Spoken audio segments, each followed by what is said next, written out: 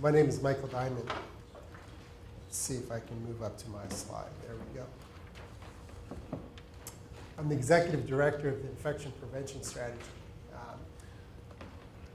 We started the day today talking about our favorite quotes. And 29 months ago, 2 years ago plus, a group of us came together and we had an idea. And my favorite quote is the one that is displayed there on the screen by John F. Kennedy. One person can make a difference and everyone should try. And it's those words that we chose to start an organization that's now spanning over 30 countries.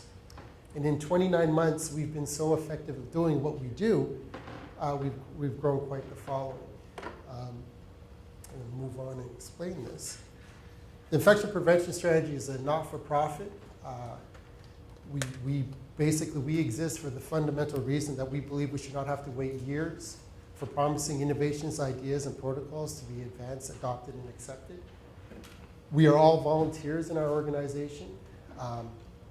Very specifically, we advance new innovations, ideas, and protocols by providing scientific evidence to support them and bring to fruition faster. We do this by operating several different vehicles. Our most notable achievement to date is our online journal. We call that a pan-access journal. It's an open access journal. This journal is significant in that it's the first in the world in the sense that we are free to publish, free to access. But we go one step further. We provide accessible scientific services. And in the course of the last 2 years on that journal, we have published numerous studies from peer-reviewed papers to perspective articles to a few choice editorials from our prominent advisory board.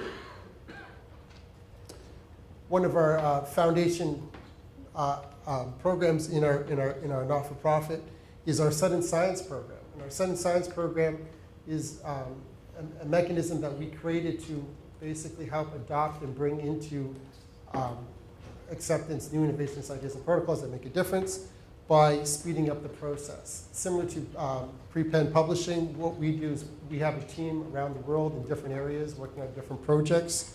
And many projects that we've worked on, from vector control studies in Australia to clean room designs in Montreal,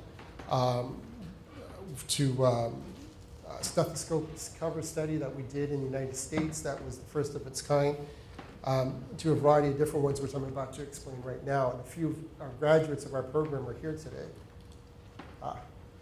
The infection prevention strategy, what I said a few seconds ago about accessible scientific services, is one of the things that we advocate and we perform. Those are just some of the services that we do. We don't charge fees. What we do is we work together, basically helping those in startups, universities, organizations, companies, individuals to move forward to get into from concept to market. Of course, those are the innovations that we vetted and believe that have merit to move forward. Our work is well known to date. One prominent graduate from the Sudden Science program is the Wello Station. The Wello Station is here on display outside there. The inventor, Rick Heller, is here. Another prominent study that we did was the stethoscope cover study that we did, where we showed that that this 5-cent piece of plastic utilized would prevent the spread of contamination. We also went one step further in our study by showing that there was no loss of audio using these little pieces of plastic barriers. The importance that we're so religious about hand hygiene that we tend not to focus on stethoscopes. Other ones that we've done was on new glove dispensing methods, whether digging into the box, pulling it out, better product design. And we were the first journal to publish on built-in UV. The American Journal of Infection Control published 6 months after we did. And that particular device here is being represented by Class 1, and you can talk to them outside.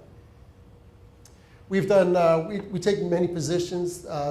We do showcases around the world, United States, Canada, and United Kingdom. Most of our conversations to date have been on responsible chemistry. We don't need to use caustic and toxic chemicals to do 99% of the work that we're doing in hospitals. And one of our mandates is you can't clean it. don't buy it for better. We had a showcase event in Buffalo where we discussed about building proper better hospital rooms. Dr. Sitar is a prominent individual on our advisory board, and we've done a lot of work with electrostatic sprayers, hypochlorous acid, and other innovations that we brought to market, or that we help bring out into the market. We have we do a lot of conferences. We show up at a lot of events like this one. We have a major conference going on right now in Baltimore. I'll be leaving right after this for that one. That one's on Legionella. We have a huge conference on June 21st in Canada, where we have our keynote speaker will be David Suzuki.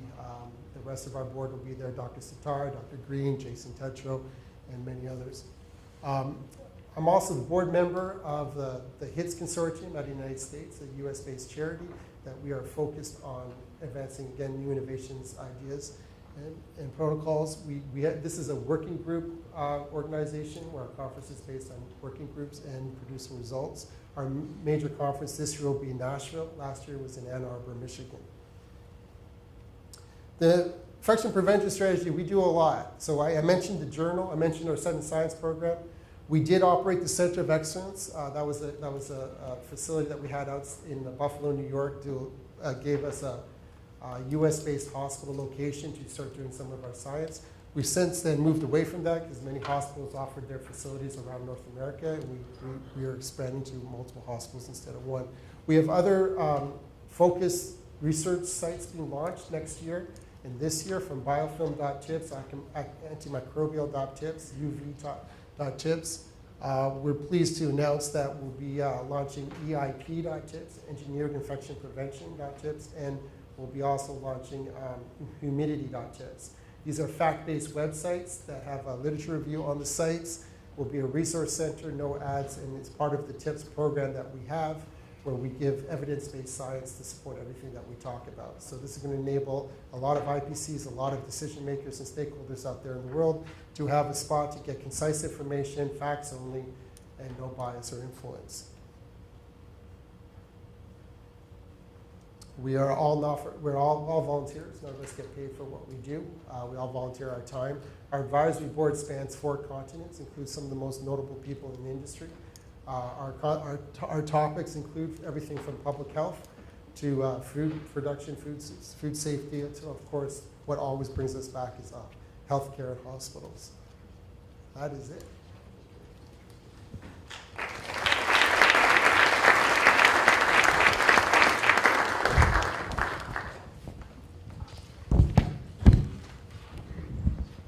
I would say one thing, though, since I'm still here. I forgot to say, because I went with the script of my thing. In our first 24 months, we did $1 million in scientific impact.